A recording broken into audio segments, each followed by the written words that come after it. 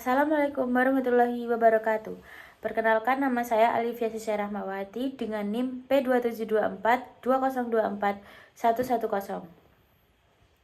Di sini saya akan melakukan murojaah atau hafalan mengenai obat hormonal, obat kardiovaskular, dan juga obat saluran pernafasan.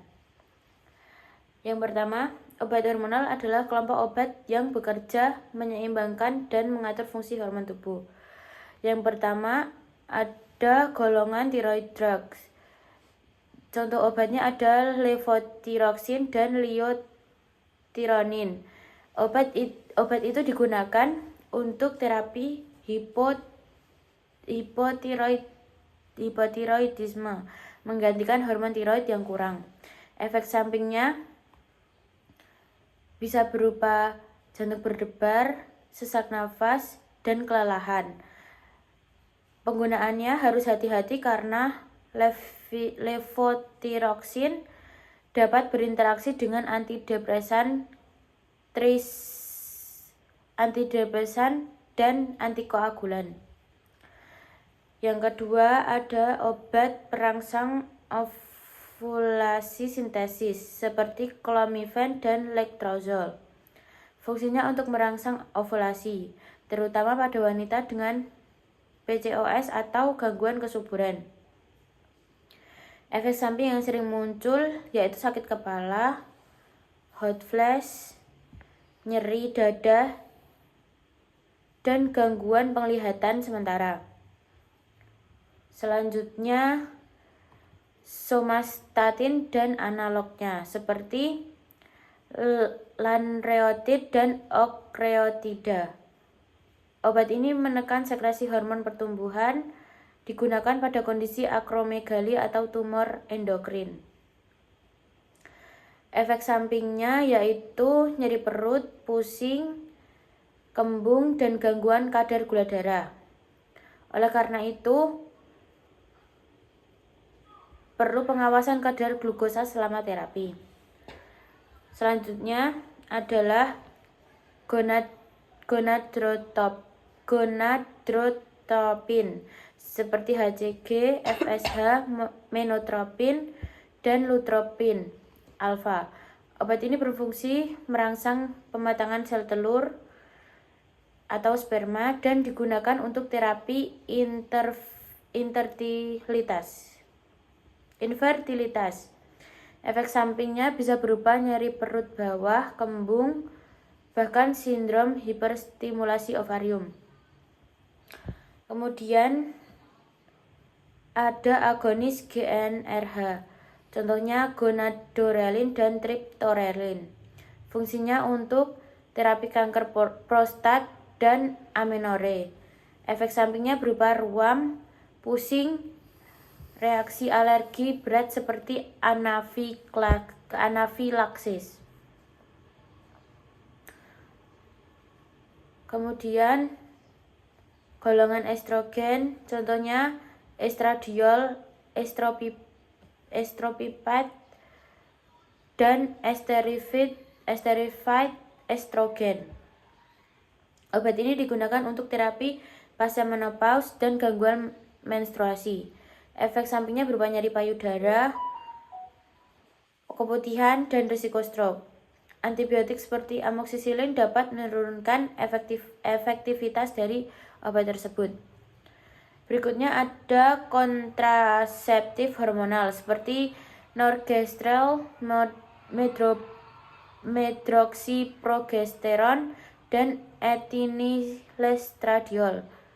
Dan juga ada norethindron dan levonorgestrel.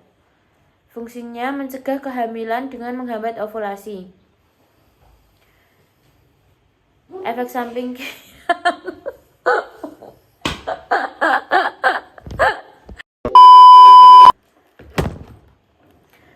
Fungsinya untuk mencegah kehamilan dan menghambat ovulasi.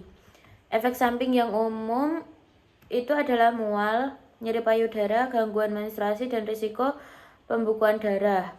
Penggunaan bersamaan dengan obat TB, HIV, atau epilepsi dapat menurunkan efektivitas kontrasepsi.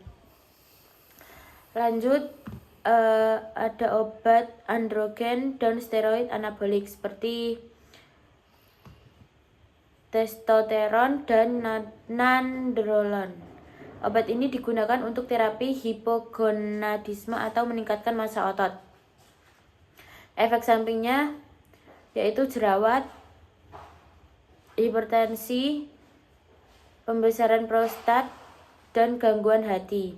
Obat ini bisa berinteraksi dengan warfarin dan kortikosteroid. Selanjutnya, golongan SERM atau Selective Estrogen Receptor Modulators meliputi tamoxifen, raloxifene, ospemifen, dan toremifen. Digunakan untuk kanker payudara dan osteoporosis. Efek sampingnya berupa hot flash, nyeri sendi, serta risiko penggumpalan darah. Interaksi obat bisa dengan jus grapefruit dan obat CYP3A4 inhibitor. Untuk prolaktin inhibitor seperti cabergoline dan bromokriptin, fungsinya menurunkan kadar prolaktin yang berlebih, misalnya pada galaktorea atau infertilitas. Efek samping adalah mual, pusing, dan tekanan darah rendah. Obat ini bisa berinteraksi dengan antipsikotik dan antibiotik makrolida. Yang terakhir, ada progesterone receptor modulators seperti ulipristal dan mifepriston. Obat ini digunakan sebagai kontrasepsi darurat dan penggugur kehamilan dini. Efek sampingnya nyeri perut, mual, pendarahan, dan rasa lelah. Interaksi terjadi dengan obat seperti rifampicin dan ketoconazole. Selanjutnya, kita lanjut ke obat saluran pernafasan. Golongan pertama ada beta-2 agonis atau SABA. Contohnya adalah salbutamol dan terbutalin. Obat ini digunakan untuk mengatasi serangan asma akut. Dosis umum salbutamol adalah 4 mg 3-4 kali sehari. Efek sampingnya gemetar, jantung berdebar, dan sakit kepala. Obat ini juga bisa berinteraksi dengan diuretik, beta blocker, dan antidepresan. Selanjutnya, golongan kedua beta-2 agonis atau LABA. Contohnya salmeterol dan formoterol. Obat ini digunakan untuk pengobatan pemeliharaan asma atau PPOK. Dosis salmeterol biasanya 50 mg 2 kali sehari, sedangkan formoterol 12 mikrogram tiap 12 jam. Efek sampingnya nyeri dada, tremor, dan kadar kalium rendah. Hindari pemakaian bersamaan dengan antibiotik makrolida atau anti jamur seperti ketoconazole karena dapat menyebabkan gangguan jantung. Selanjutnya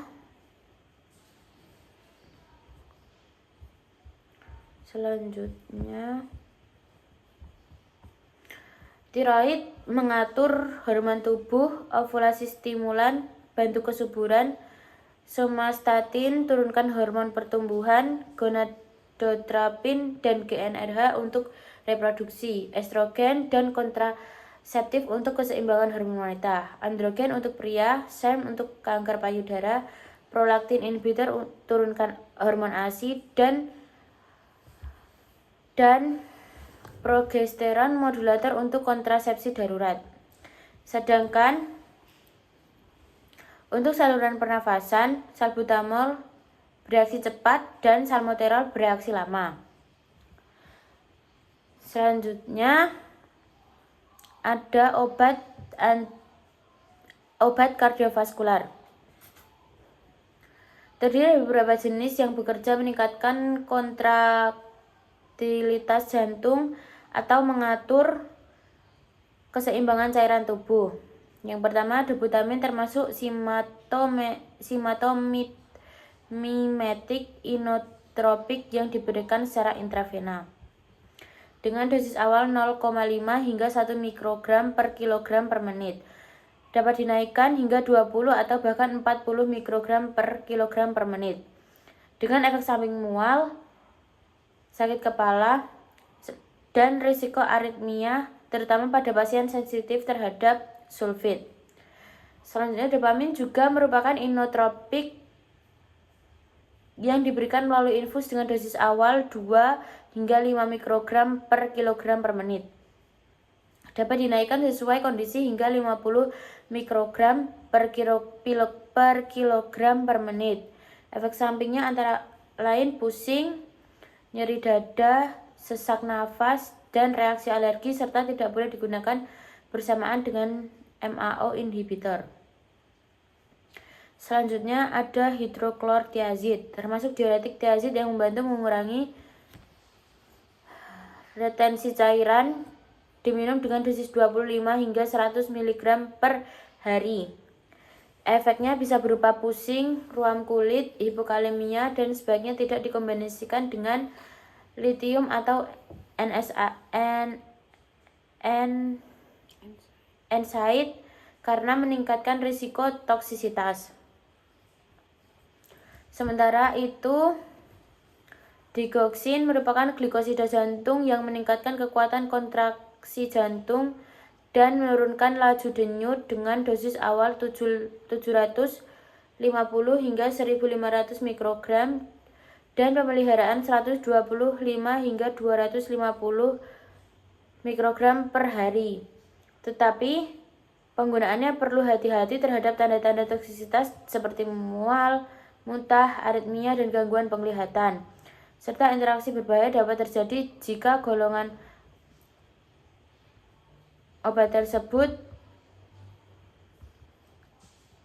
obat pada shock kardiogenik dan sepsis mencakup inotropik serta agonis adrenergik yang bekerja meningkatkan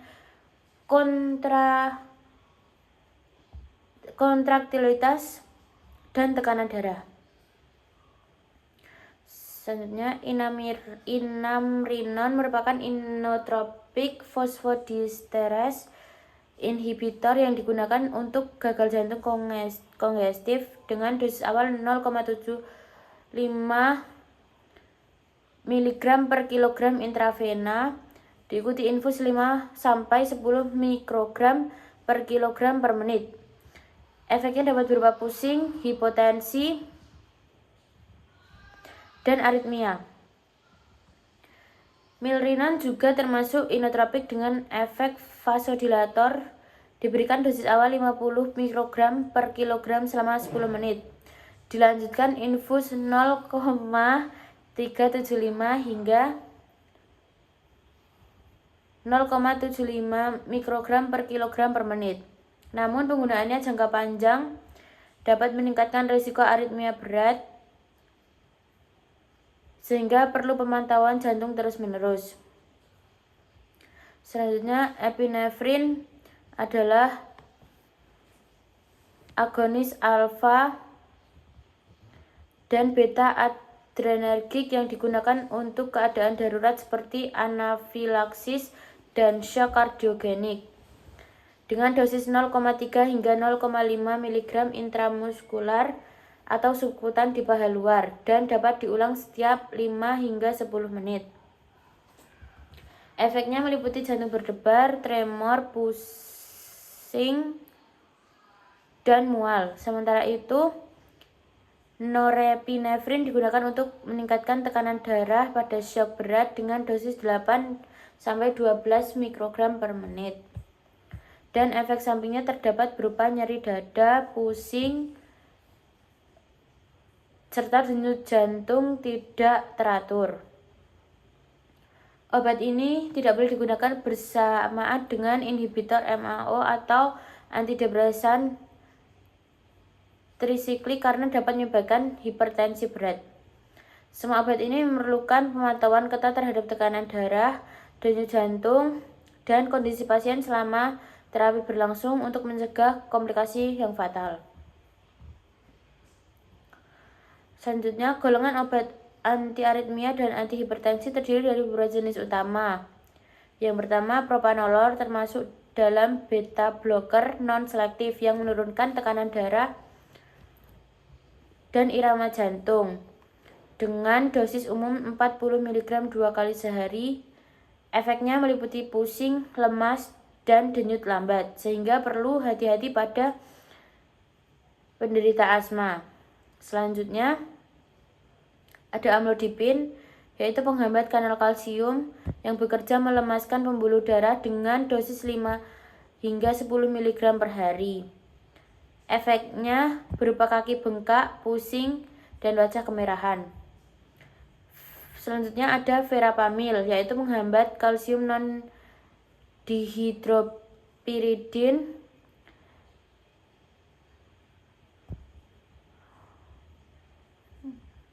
digunakan untuk aritmia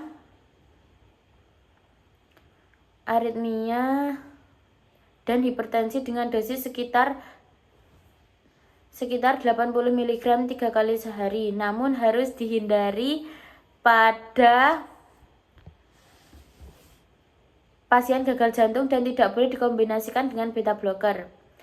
Selanjutnya ada captopril, merupakan AC inhibitor yang menurunkan tekanan darah dan membantu kerja jantung dengan dosis 12,5 hingga 25 mg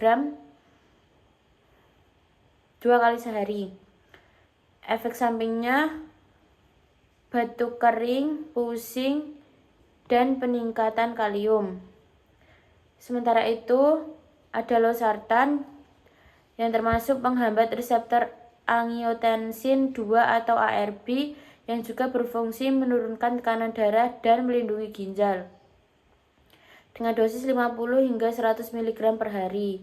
Efeknya yaitu pusing dan kadar kalium meningkat.